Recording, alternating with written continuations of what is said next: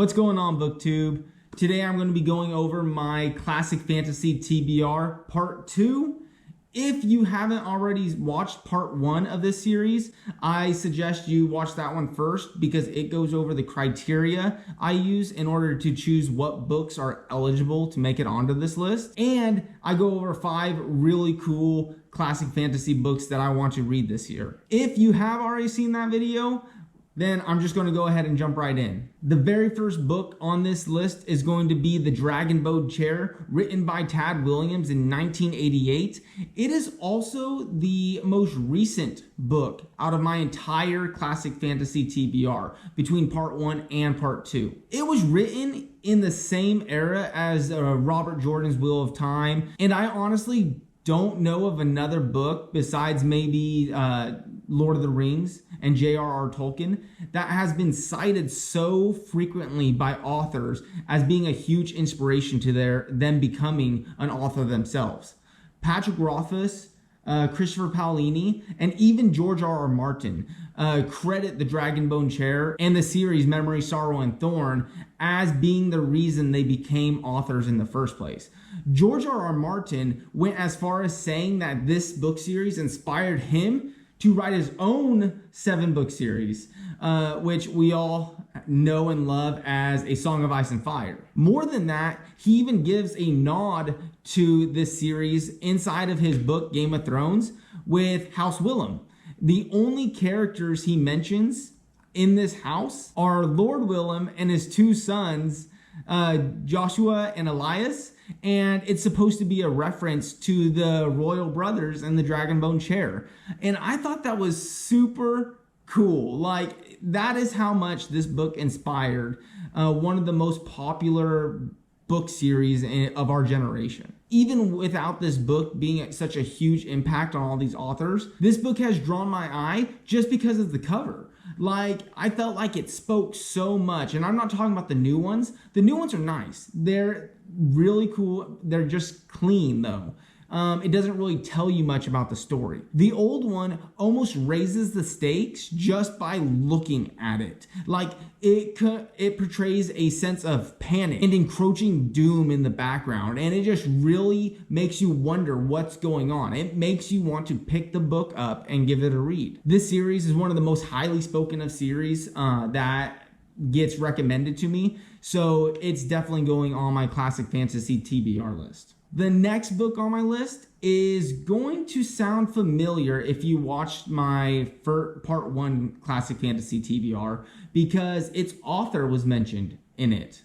And this next book series is going to be Elric of Melnabon by Michael Moorcock. And if you remember in my Part 1, Michael Moorcock was one of the 2 writers that helped coin the term sword and sorcery subgenre of fantasy when they were talking about the Conan stories. And while Conan might be the founding story of sword and sorcery, Michael Moorcock is still considered one of the fathers of the subgenre, and Elric of Melnabon is supposed to be one of the greatest characters of all time. But more than that, I think the thing that really drew me into this book is the author himself, Michael Moorcock.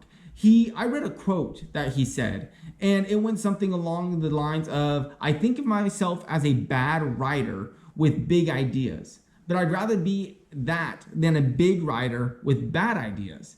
And it reminds me of something I recently told my wife about how I feel when I write.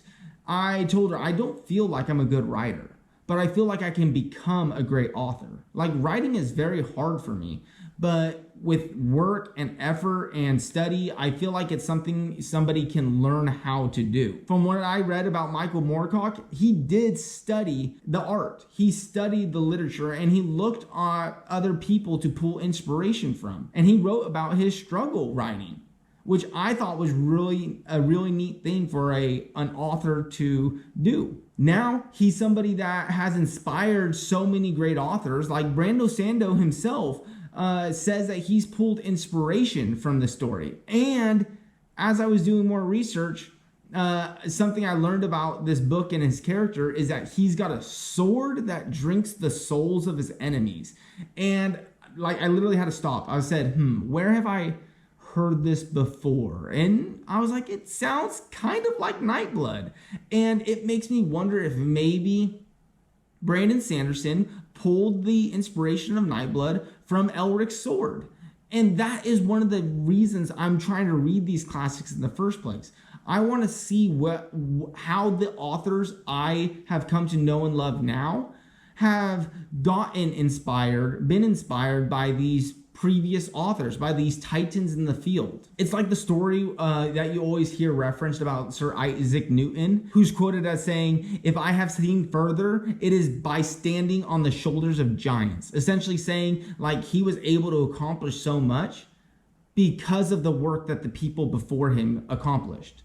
And I think this story might be an excellent example of someone that's not only standing on the shoulders of previous giants, but someone who became a giant for someone else to stand on their shoulders. I don't know if that made sense, but I think you got my point. Also, I don't know if I threw this in there earlier, but Elric of Melnabon was first published in 1961. I just wanted to throw that in there in case I didn't get to it earlier. Moving on, the next book on this list was published in 1980 and is called The Shadow of the Torturer. This book was written by Gene Wolfe, and just like all the other series on this list, it's supposed to be some of the greatest stories of all time.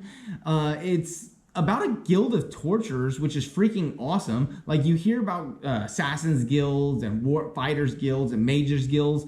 How often do you hear about a guild of torturers? Maybe the Inquisitors in the first Law series by Joe Abercrombie might come close, but it's still not very often that you see that. But even with all that, that's not the reason I'm reading it. The reason I'm reading it is because when I was researching this book and these stories, I read that he calls this guild the Seekers of Truth, which anyone who read Terry Goodkind's works knows that he calls his hero the Seeker of Truth. And I can't help but wonder if A, he drew his inspiration from The Shadow of the Torturer, or B, he is a writer that has been accused of plagiarism in the past. And is this a part of the story where he literally just pulls something from something he's read and puts the exact copy in his book? I'm not saying that's what he did here. I won't know until I read this book and find out, but I do know it's something he has been accused of. I know that most people talk about him pulling from the Wheel of Time series and Robert Jordan. I haven't read that series yet. It's on my to-do list, but probably won't be getting into it anytime soon. But when I saw this, it really stood out to me and made me want to know, hey, is he just pulling inspiration kind of like Brandon Sanderson and Nightblood? Or is this a straight up copy? I will say something that's not showing him in the most favorable of light is him using the exact term Seeker of Truth. But that doesn't mean it's not being applied to something else. For all I know, this could have been a happy accident. The next book on my list, I didn't have to do a lot of research for because it was already on my list. It's grim, it's dark, it's epic, it's The Black Company by Glenn Cook. I didn't even know this book was a classic fantasy book. I didn't know it was written in 1984 until I was doing research for this video, because it's so highly talked about and in such high circulation today that I would have never known that it was written so long ago. I guess some people probably don't think 1984 is that long ago, but like I said, my criteria was before 1990, so I'm considering it a long time ago. And I've already told you all the reasons this book is on my list.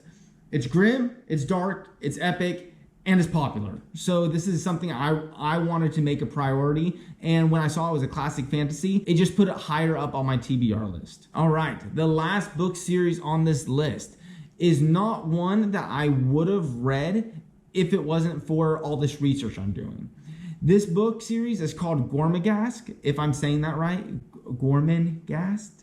Written by Mervyn Peake in 1946. The first book in this series is called Titus Grown, and this book is supposed to be unique in the fact that there's not a lot of fantastical elements to it until later on in the series. And yet, the more and more research you do, the more and more you see this book stand out among the others of its time. I've seen a lot of fantasy nerds say that this is one of the most underrated books of all time. I was on the edge about adding this to my list, and then I saw a quote from the author's son after he got asked about why his father's work wasn't as critically acclaimed as J.R.R. Tolkien's Lord of the Rings series and why it wasn't as big of a success as them. Here was his response. He said, "Whereas Tolkien stood on the mountaintop directing his forces on the plains beneath him, Peake was down on the battlefield, in the trenches, eye to eye with his troops." When I read that, I was just like, what? Who? This isn't the author writing this? This is his son? His son, I don't know if this was a written quote or a spoken quote, but the fact that his son is writing or talking like this, I mean, his prose is better than half the fantasy authors I see out there. If the son of the author has a prose that beautiful, I'm going to read the author's book. That's enough said. And that, my friends, brings us to the end of this list. Let me know what you think of it, and let me know if there's anything that needs to be added. Like, what am I just definitely missing? What classic fantasy book do I need to read right now? Let me know in the comments down below. Thank you for watching, and until next time, I hope you're out there exploring cool new worlds and reading lots of cool books, and I'll be back soon. Thanks for watching.